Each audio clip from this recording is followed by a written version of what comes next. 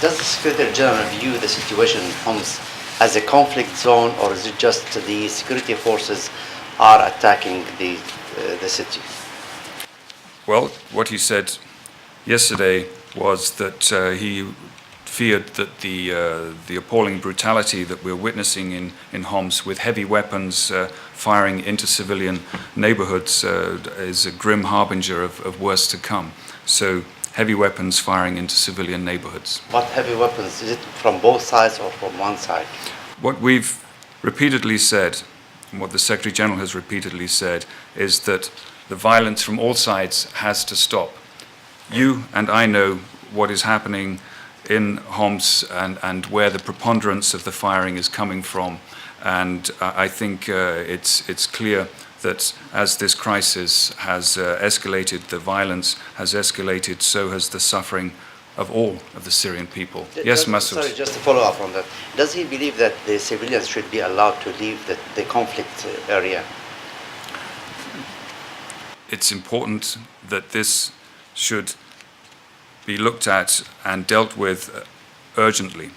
And this is what the Secretary General said yesterday. He said that what is happening, the violence that we're seeing, and this is not saying by whom, but the violence we are seeing, Nizar, is unacceptable before humanity. And this is a moment of grave consequence, and that's why it's extremely urgent that we need to find common ground. Yeah, shouldn't the combatants allow the civilians to flee the conflict area?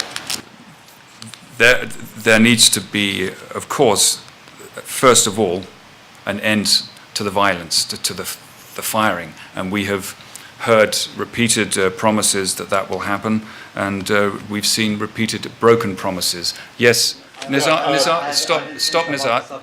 Nizar, listen, this is not an interview, this is a press conference. I can come back to you a little later. There are other people with questions too. Yes, Masoud. In order to deploy observers in Syria, does it need a resolution from the Security Council, or can the Secretary General himself decide about deploying this deployment? Look, this is, at the moment, we need to get more information about what the idea is, what are the details that the League of Arab States have in mind, and at that point we would then be able to move forward to see what, if anything, needs to happen. In any event, as yesterday, the Secretary General and others would be in close touch with the members of the Security Council. Okay, other questions? Yes, Nizar. Reports published by Turkish media speak about 45 military experts arrested in Syria. Also, the commander of the insurgents, the Syrian insurgents, is stationed in Turkey, and there are, of course, reports, probably you have heard them, that Turkey is training insurgents in Syria and providing them with logistics there.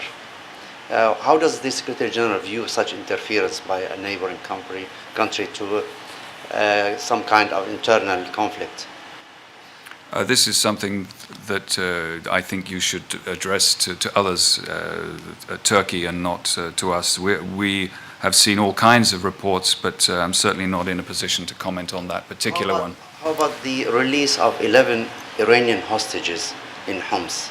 I mean, which were paraded on television and they were shown, and the commander of the group which took them as hostages, he said, I'm releasing them as a gesture, a goodwill gesture to the Turkish mediators. Did you see this, or? No, Nizar. We're not going to comment on every in and out of this in the way that you would like. Simply to say that it's extremely important for the violence from whichever quarter to stop. The Secretary General has spoken again about that quite clearly yesterday evening, and I don't have anything beyond that at this point. Yes, Matthew.